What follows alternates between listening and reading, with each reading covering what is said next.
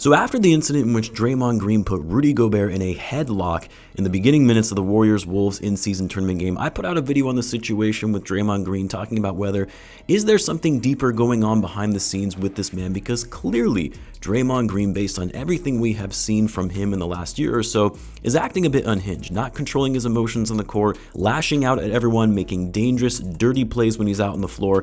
And I had talked about how, in my opinion, this is a sign of a very insecure dude who is realizing his heyday is coming to an end. And for a player who has always been counted out and doubted on his journey to the NBA, and tired of hearing the narrative that he would be nothing more than a role player had he not been drafted by the Golden State Warriors. All of that getting to him, and he's taking it out on the court. But anyway, I'll leave a link to that video in case you missed it, because we're not here to talk about that specific case. No, we're here because I often get asked, is Draymond Green really that dirty of a player?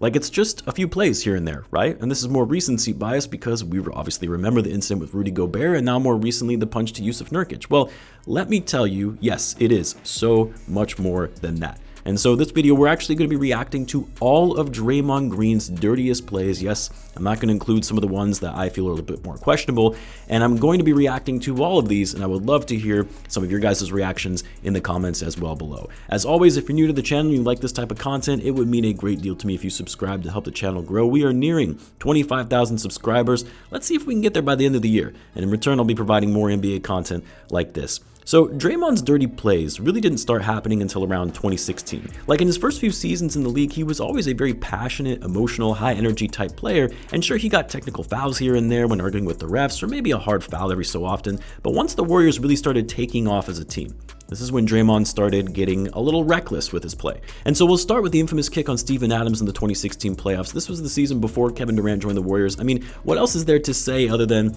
you have to be pretty low than to throw a wild kick near that region of a man's body? And I know he always maintained he was just flailing to sell the call, which always seems to be the case whenever his extremities go flying, but always seem to land their target. In my opinion, I don't see how you can justify this as a natural basketball motion or play, that after you fumble the ball, you throw your leg up in the air like that right in between Steven Adams' crotch. No, unacceptable, unnecessary. But Draymond didn't stop there, because just a few short weeks later in the finals against the Cavs, he would try the same move on LeBron, this time using his arm after LeBron stepped over him after they fell to the ground, going at it on a screen for Curry. This one doesn't bother me as much because LeBron clearly didn't have to step over Draymond. Like, he did that to send a message, but if you look at the scuffle before that, Draymond is clearly throwing elbows trying to set that screen, and regardless of LeBron stepping over him, don't throw your hand up at the dude when he's walking over you. Basic guy rule, don't hit below the belt. He ended up not connecting on LeBron, and Draymond would ultimately get suspended for Game 5 of the finals, and the Warriors would subsequently blow a 3-1 lead,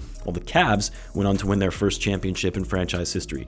Draymond wasn't done in the finals though, because in the following finals in 2017, Game 4, Warriors looking for the sweep, coming off a jump ball, and Draymond Green just casually throws an elbow, this one on Iman Shumpert, taking it to the face. Warriors would end up losing that game, but would go on to win the title in Game 5. Or how about this one? The following playoffs in 2018, throws an elbow at Harden after Harden gets a layup on Kevin Durant. Harden kind of gets into Draymond's face and lets him know about it, which, okay, maybe a fair reaction then by giving him a little shove. Not too bothered by this because it's not like this is a dangerous play that could cause serious injury to James Harden, but still a dirty play nonetheless.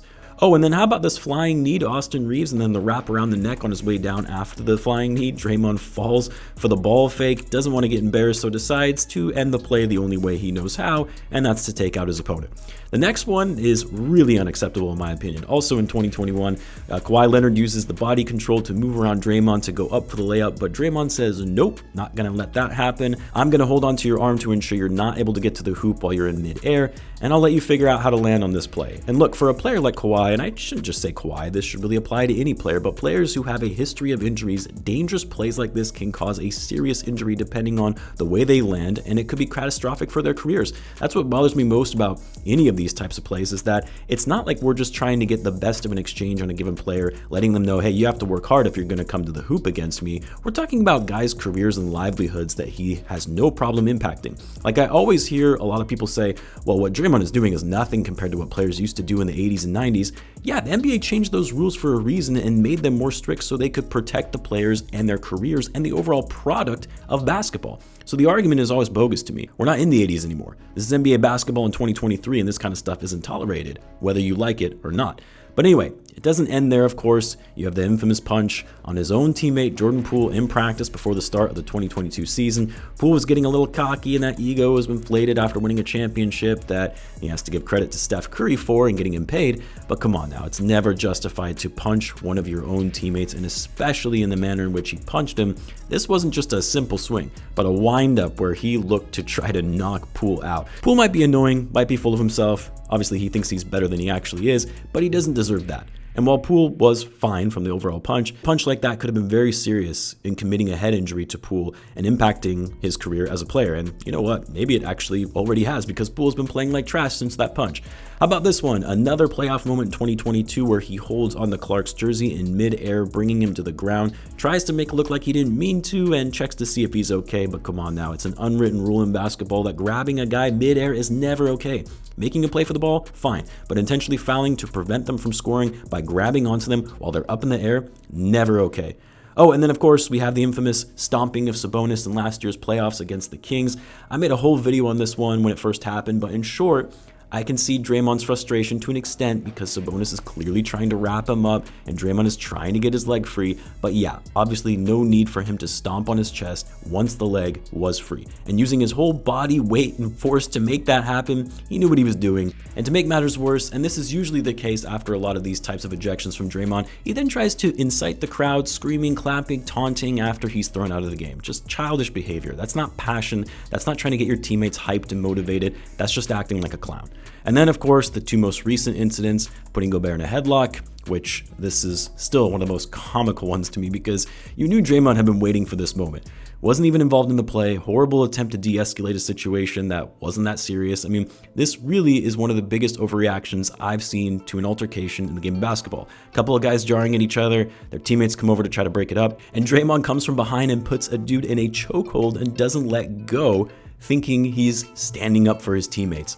Of course, Draymond would get suspended 5 games for this incident, which I personally thought he got off easy considering he could have really hurt Gobert. And then finally, the play we've all been talking about more recently, throwing his arms and smacking Nurkic in the face. Trying to post up on Nurk. Nurk wasn't even doing anything crazy or being overtly physical with Draymond Green. Recklessly throws his body around with his arms flailing and lands a blow on Nurkic, which Draymond of course says he was just trying to sell the call.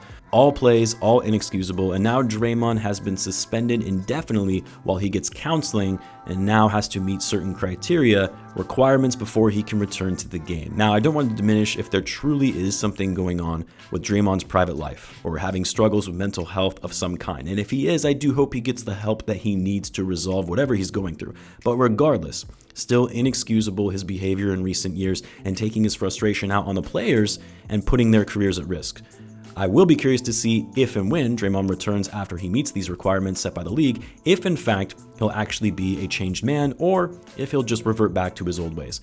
But I want to hear what you guys think. Let me know in the comments. As always, be sure to subscribe, and I'll see you in the next one.